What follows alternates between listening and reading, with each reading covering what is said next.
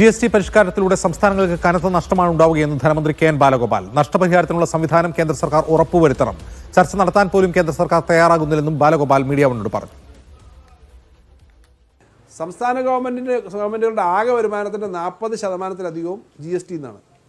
കേന്ദ്ര ഗവൺമെന്റിന് GSTയും ഇതൊന്നും അല്ലാതെ വേറെ ധാരാളം വരുമാനമുണ്ട്. ഇപ്പോൾ റിസർവ് ബാങ്കിന്റെ ഡിവിഡൻഡ് മാത്രം 2 ലക്ഷം കോടിയും മറ്റുമൊക്കെ കിട്ടുന്നതാണ്. സ്റ്റേറ്റ് ബാങ്ക് ഓഫ് ഇന്ത്യയുടെ ഇതുപോലെ ഡിവിഡൻഡ്, പ്രത്യേക സെസ്സുകൾ, കസ്റ്റംസ്, ഇൻകം ടാക്സ്, ഇതൊക്കെ സെൻട്രൽ ഗവൺമെന്റ് വേറെ വരുന്നതാണ്. പുകയില ഇനങ്ങളുടെയും പോലുള്ള കുറേ ഇനങ്ങൾക്ക് ഒരു സിൻ ഗുഡ്സ് എന്നതിലെ വലിയ ടാക്സ് മേടിക്കുന്നുണ്ട്. 100-120 വരെ മേടിക്കുന്നുണ്ട് പലതും. ഇത് കേന്ദ്ര ഗവൺമെന്റ് കയ്യിലാണ് ഇപ്പോൾ ഉള്ളത്. നേരത്തെ സംസ്ഥാന ഗവൺമെന്റുകളുടെ കയ്യിലായിരുന്നു. GST വന്നപ്പോൾ കോമൺ ആയി. ആ ടാക്സ് കളക്ട് ചെയ്താൽ 1 ലക്ഷം കോടി രൂപ ഒരു വർഷം കിട്ടും, ഏറ്റവും മിനിമം.